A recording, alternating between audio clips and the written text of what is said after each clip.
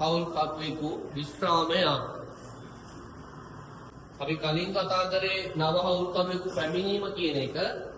දැන් කතා කරන්නේ ළමයි ඉන්න එකේ යද්දි කොහොමද අනුකම්පාව කියන්නේ.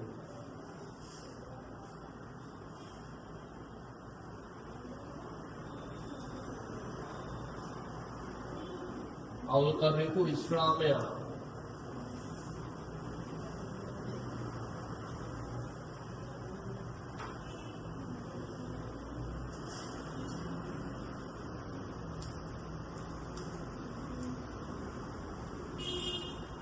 හරිද? එහෙනම් අපි පොඩි පටහනක් දාගමු. විශ්‍රාමය යාම කියන එක හැදින්වීමක් තියාගන්න ඕනේ නෑ. ඒ කියන්නේ විශ්‍රාමය යනවා කියන්නේ පොර යනවා. ඒකවා මොකක් හේතුවක් මත වයකට ගිහිලා යනවා. හරි. එහෙම නැත්නම් පොරකින් මාර්ගනේ යනවා. ඒක මොකක් හරි හේතුවක් මත එයා ඉන්නේ ආයෙත්. ඒක තමයි විශ්‍රාමය යාම කියන්නේ. හොඳයි. එතකොට ඔය විශ්‍රාමය යාම කොටස් දෙකකට බෙදෙනවා. කාර්යයක් ගහනවා. හොඳයි. තමන් ඇටකේ විමෝචනයක් කරනවා. හරි. වර්ෂයේ මුල යමෙක් කෙනා යන්න පුළුවන් අවුරුද්ද මුල අවුරුද්ද අග යන්න. හරිද? යන්නේ උනමයි වර්ෂයේ මැද උනත් යන්න පුළුවන්. එහෙම ඒ කියන්නේ අපිට එහෙම ගණන් නෑ හදන්න. මම කලින් කිව්වා ඒ කියන්නේ අපිට යන්නේ කාටි කියන්න බෑ පොඩ්ඩක් හිතහන් වතුර පාරයක්. හරිද? මැඩේ කාටි කියන්නත් බෑනේ. හරි දැන් නම් බැලෙන්න එපා 26 පුරයි 31 මොකද කරනවා නම් එහෙම කියන්න පැහැදිලිද අපිට එහෙම ගණන් නැහැ. ඒ කියන්නේ යන්නේ එක්කෙනා යන්න පුළුවන් අවුරුද්ද පුරම යන්න පුළුවන් අවුරුද්ද අග යන්න. හරි. එතකොට තමයි ඒ කියන්නේ මේ අවස්ථා දෙකට එනවයි. ගණන් හදාන්න. අතනත් අපි කතා කරේ එහෙම වර්ෂයේ පුර නව අවුරුද්දක් පැමිණීම වෙන්න පුළුවන් වර්ෂයේ අග පැමිණීම වෙන්න. හරි. දැන් අපි හිතමුකෝ වර්ෂයේ මුල අවුරුද්ද පුර මේ කියන්නේ මෙන්න මෙදාම මේදාම හවුල් කරුවෙකු විශ්‍රාමය යනවා. ඒ කියන්නේ අපි හිතමුකෝ A B C කියන හොඳට අහන් ඉන්න තමයි උදාහරණයක් පාඩම. A B C කියන හවුල් ව්‍යාපාරයක් කරනවා. සාම ප්‍රශ්නයක් කාලේ වගේ ඉන්නවා. C අයින් වෙනවා අවුරුද්ද මුලම. මුලම කියා. තේරුණා? එහෙනම් C පත්ත සමබර. C මේ අවුරුද්ද ලාභයට අයිතියක් තියෙනවා. මේ අවුරුද්ද කියන්නේ 25 26. මේ 25 26. ඔය කියන අවුරුද්දේ ලාභයට සීට අයිතියක් තියෙනවා. තියෙනවද? නැහැ. හිටියේ නෑ නේ. එහෙනම් සීට ලාභය බෙදන්නේ නෑ ළම. පැහැදිලි දෙච්චරයි. අවුරුද්ද අගරන් යන්නේ පොර මේ අවුරුද්ද ඉඳලා යන්නේ. එහෙනම් මේ අවුරුද්ද ලාභයක් පොර අරගෙන යන්නේ. ඒ කියන්නේ අවුරුද්ද අග විශ්‍රාමය යනවා නම් සීට ලාභයට අයිතියක් තියෙනවා. පැහැදිලිද? හොඳයි. එහෙනම් වර්ෂයේ මුල විශ්‍රාමය යනවා. අපි මුලින්ම මේ කතා කරමු. මේක තමයි වැඩ කිහිපයක් තියෙන්නේ. මේ විශ්‍රාම යන එකේ ඒ කියන්නේ අර පැමිණීමට වඩා පොඩි වැඩ ටිකක් තියෙනවා. අමාරු නෑ. හරි. අවුරුද්ද මුලම විශ්‍රාම යනවා නම් ළමයි. යන්නේක අවුරුද්ද මුලම යනවා. පැහැදිලිද? එතකොට මුලින්ම අපි කරන්නේ මේ ගැළපෙන ටික මම දැන් උඩ ලියන්නේ පියවරට. හරි. අවුරුද්ද මුලම කවුල් ව්‍යාපාරේ මොකක්ද තමයි වෙනස් වෙන්නේ දැන්? අයිතිය වෙනස්. පැහැදිලිද? ඒ කියන්නේ ABC ව්‍යාපාරේ අවුරුද්ද මුලම මොකක් පාටපත් වෙනවද? AB ව්‍යාපාරේ පාටපත් වෙනවා. අයිතිය වෙනස්. අයිතිය වෙනස් වෙනවා නම් ළමයි අපි මොන ගැළපීමක් කරන්න ඕනේ? කීර්ති නාම ගැළපීමක් කරන්න ඕනේ. හරිද? කීර්ති නාමයේ ගන්න. එල හැලපේ කරගෙන අපි කීර්ති නාමය ඔය වාපුල. ඔය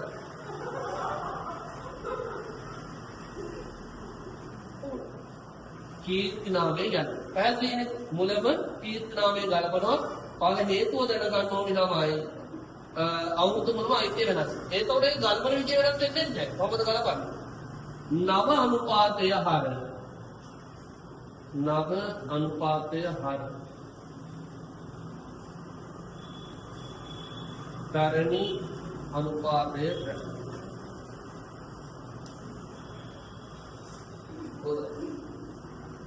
අකල් කියන්න උත්සාහ කරනවා දන්නේ. හරි ඔයාලා හිතනවා නව අනුපාතය හරි කරණීය අනුපාතය. හරි මුලින්ම එතකොට කීර්ති නාමයේ යනවා. එතකොට ළමයි යන එකක් දැන් යනවනේ. දැන් C අයින් වෙලා යනවා. එතකොට යද්දි කොහොමද යන්නේ? ඒක විදිහට පුළුවන්. හරි. ඒ කියන්නේ මොකක්ද? දැන් හිතන්නකෝ අපි කට්ටිය හවුල් ව්‍යාපාරය කරගෙන යනවා. මනස අයිතිලා යනවා. හරි. එයා බිස්නස් එකට අපි දැන් දාලා තියෙන එක නෑ. සම්පූර්ණ අයිතිය තියෙන ව්‍යාපාරේ ලක්ෂ අපි 10ක් තියෙනවා. එයා ඒ ලක්ෂ 10ක් අරගෙන යන්නේ. පැහැදිලිද? කියලා යන්නේ නෑ. ඒ කියන්නේ හවුල්කම් යද්දී එයාගේ අයිතිය අරගෙන යන්නේ. ඒකෝර ළමයි හවුල්කම්ගේ අයිතිය. ඔන්න මේක මාරකට ගත්තේ. හවුල්කම්ගේ අයිතිය ගිණුම් දෙකක පෙන්නනවා. එක ගිණුමක් තමයි මොන ගිණුමද? හරිද? ජංගම ගිණුම. ඒ පොඩි වැඩ ටිකක් තියෙනවා. ඊට පස්සේ මොකද? මේ හරියට.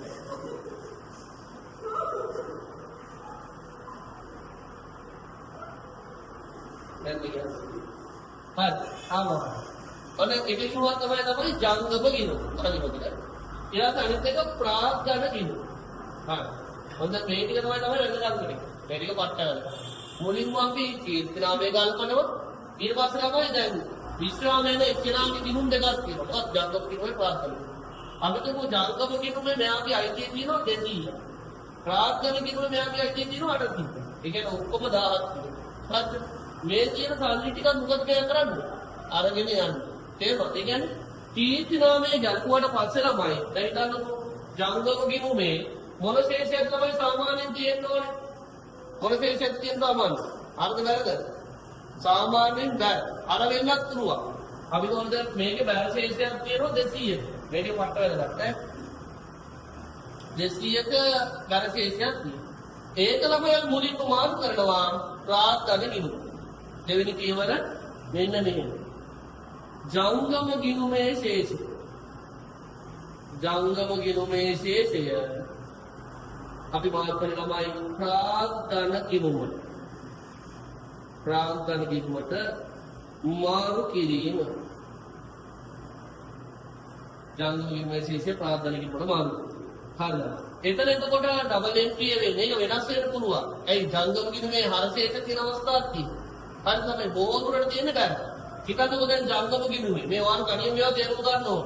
ජංගම ගිණුමේ දැන් බැලශේෂයක් තියෙනවා. විශ්‍රාමයන් පුද්ගලයන් සීගේ ජංගම ගිණුමේ බැලශේෂයක් තියෙනවා 200ක්. ඒක අපි මාර්ක් කරනවා යකි ජංගම ගිණුම. ඒ කියන්නේ ජංගම ගිණුම දැන් එයාගේ තියෙන ප්‍රාග්ධන ගිණුම. ප්‍රාග්ධන ගිණුමේ දැන් එයාගේ තියෙන 800. ඒතර මාර්ක් කරක් වෙන්නේ තමයි මේ ගිණුමට හර වෙන්නේ 200. ඒ කියන්නේ මේ account එක close කරලා ගන්න. නැති වෙලා යනවා. මේකට හර වෙලා ප්‍රාග්ධන ගිණුමට තමයි බැරි. පැහැදිලි? ඒ ඩබල් එන්ට්‍රි වෙන්නේ ළමයි. මේවා ලියා ගන්න ඉති ළමයි ඒවා මේ ලියා ගන්න එපා. තේරුණාද? ඒවා කල්පනා කර කර ලියා ගන්න. ජංගම ගිණුම හර. මේකට හර වුණා. මේ 200 ශේෂය මේකට හර වෙනවා. තේරුණාද? ජංගම ගිණුම හර. මේකේ ළමයි අර ශේෂයක් තියෙනවා නම් බැර වෙනවා. එහෙනම් බැර වෙන්නේ ළමයි ප්‍රාග්ධන ගිණුම බැර. ප්‍රාග්ධන ගිණුම බැර. ඔන්න ඔහමයි යන්නේ. හරි මේ ඉන්නක විදිහ ජංගම ගිණුම හර ප්‍රාග්ධන ගිණුම බැර. ඊට පස්සේ දැන් ඔන්න ඒ කියන්නේ කීර්තනාමේ ගැඹුරට පස්සේ තමයි මේ වැඩේ කරන්නේ. ඊට පස්සේ දැන් මෙතන ප්‍රාග්ධන ගිණුමේ ළමයි ඔක්කොම දැන් ශේෂය කීයක් තියෙනවද? 1000ක් තියෙනවා. තේරුණාද? 1000ක් කියන්නේ සීට දැන් මෙතන ගියේ A හා B එකතු වෙලා සීට කීයක් ගෙවන්න ඕනේ? 1000ක් ගෙවන්න තියෙනවා. පැහැදිලිද? එතකොට යම් මුදල් ප්‍රමාණයක් දෙන්නත් පුළුවන්. නොදී ඉන්නත් පුළුවන්. ඒ කියන්නේ ඔක පස්සේ දෙන්නත් පුළුවන්. මුලින්ම යම් ගානක් දෙන්නත් පුළුවන්. තේරුණාද? නැත්නම් තමයි මුදල් නොදී වෙනත් වස්තුවක් දෙන්න පුළුවන්. වාහනයක් දෙන්න. තරප්පලයක්. හරි. ඒ කියන්නේ මොකක්ද දෙන්න පුළුවන් කියලා. ඒ කියන්නේ ඊට පස්සේ දැන් අපි ප්‍රාග්ධන ගිණුමේ 1000ක් අපි ගෙවන්න තියෙනවා. මේක ඒ කියන්නේ පියවර ටික තමයි ගානක පිළිවෙලට ඒකත් වැඩි වෙන්නත් පුළුවන්. මේ සාමාන්‍යයෙන් තියෙන විදිහට. හරි. එතකොට තුන්වෙනි එක තමයි ළමයි ඉවත් වෙන හවුල්කට යම් ගානක් ගෙවනවා නම් අපි ඒක සටහන් කරන්න ඕනේ. හරි. ඉවත් වෙන හවුල් යම් ගෙවීමක් ඇත්නම්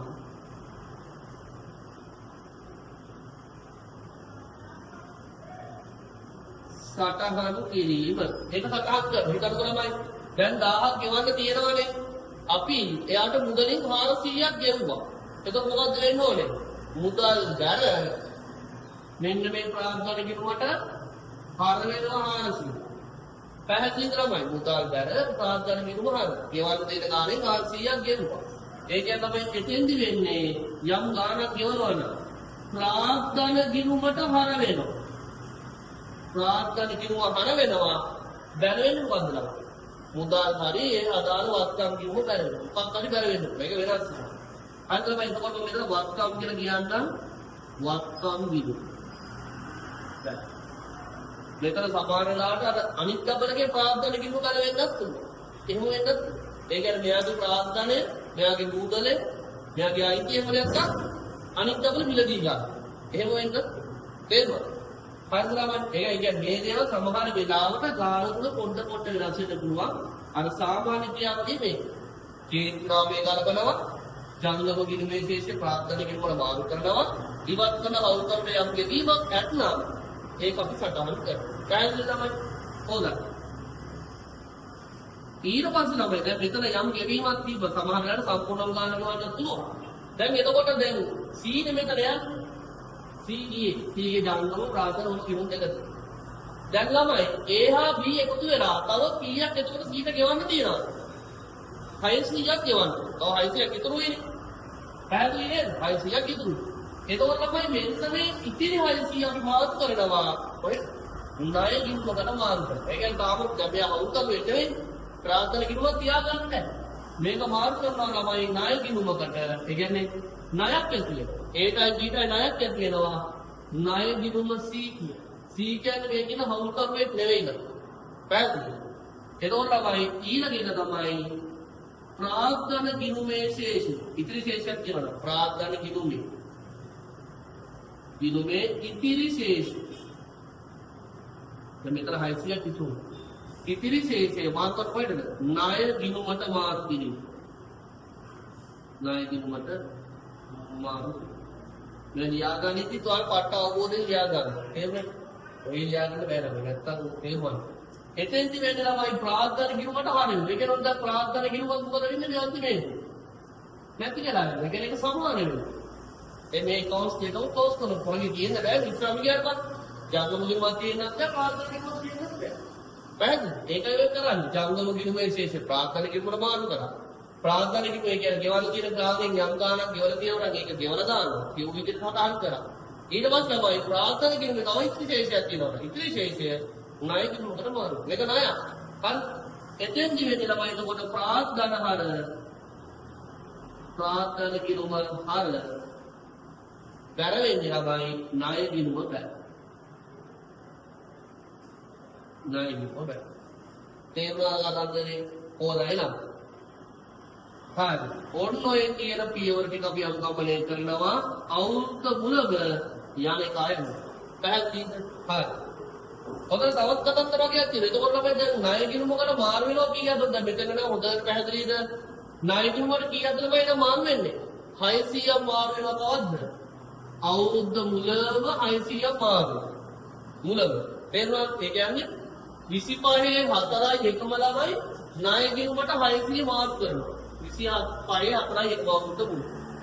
එතකොට ළමයි දැන් අර දැන් මේකෙල්ල A B C ව්‍යාපාරය නෙවෙයි. A හා B ව්‍යාපාරය. එතකොට තමයි දැන් අවුරුද්ද මොනම ණය තියෙනවද? ඉවත් වෙච්ච හවුල් කරුට දැන් උන ණයක් ඇති වුණා අපි ගෙවන්න ඕන. මේ ඉවත් වෙච්ච හවුල් කරුට ගෙවිය යුතු ශේෂය මත 100ක පොලියක්. එතන 105ක පොලියක් ගෙවන්න ඕන. පැහැදිලිද? ඒ මොකක්ද ඒ වගන්තිය? 1890 හවුලාඥා පන්තියේ මොන වගන්තියද?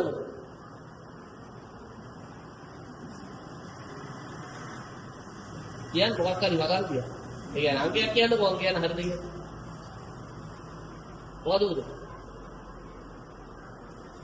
24ද? 24 නෙවෙයි ළම. 24 අනිත් පැත්ත. ඒ කියන්නේ 42ක වගන්තිය. හරිද? ඒක ඔයාලා පොතේ ලියාගෙන නැති 42ක වගන්තිය. හරි. 24 අනිත් පැත්ත කියලා මම කියනවා. අර 24 කතන්දර ගොඩක් තිබ්බා 42ක වගන්තිය කියලා ළමයි. හවුල් කරුවේ ඉස්ලාම යනවනම් තේනවා ඒව දැනගන්න ඕන. ඒවා නොදැනීම නිදහසක් කරුණා නෙවෙයි. ඒ දීතිය නොදැනීම නිදහසක් කරුණා නෙවෙයි. හරි. කොහොමද? 42ක වගන්තිය අනුව ගෙවන්න තියෙන ශේෂයට 100ට 5ක පොලියක් ගෙවන්න. පැහැදිලිද? එතකොට එතන ඩබල් එන්ට්‍රි එකක් මම මෙතන අංක 5 කියලා දාලා ලියන්න මේක ඉඩ නැහැ මෙතන. හරිද? හොඳයි. අංක 5 මොකද්ද? ගෙවිතු ශේෂය මත.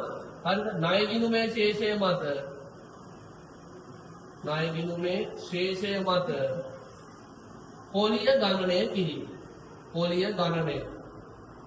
ඒතර ළමයි දැන් හැබැයි ප්‍රසන්ටේජ් එකක් කිව්වොත් ඉක්වාර 110ක් බලන්න කියලා. එතකොට 42 වගේ අන්තිය දාලා වෙන්නේ නැහැ. ඒ ඒතර කියනවානේ 10ක් බලන්න. එහෙම කිව්වේ නැත්තම් බලන්න ඕනේ. බලන්න ඕනේ අනිවාර්යයෙන්ම 105 42 24 නෙමෙයි. 24 කියන්නේ දෙන කේස් එක. ඒක කියන්නේ අර හවුල් කපුවෙක් අයත් දුන්නොත් 105ක පොලියක් ගෙවන්න.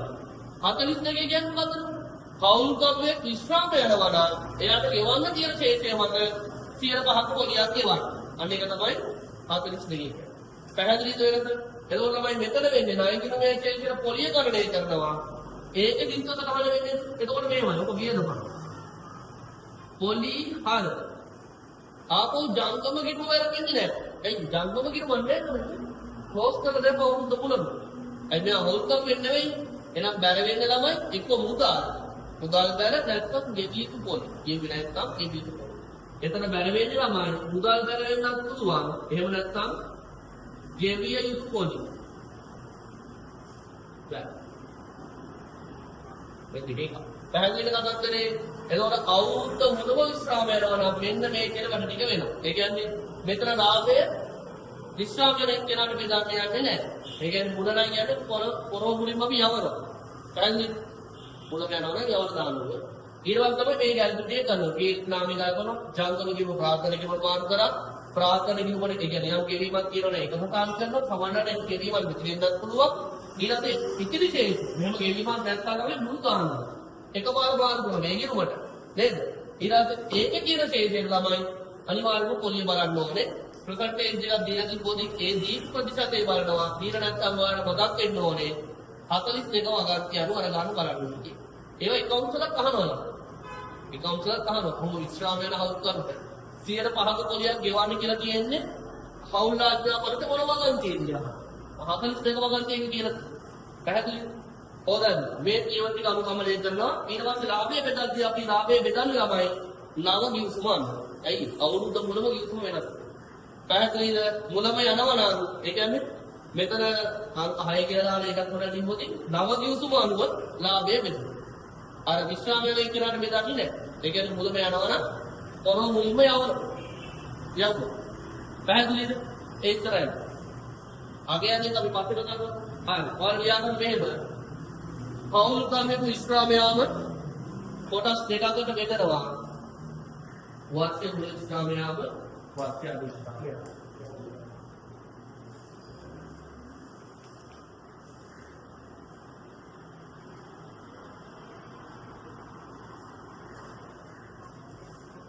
මුලම යනවා නම් කොහොම යවනවා.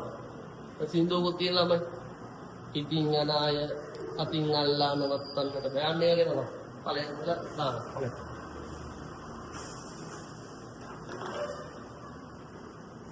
බලන්න දිනනේ දිනුවනේ.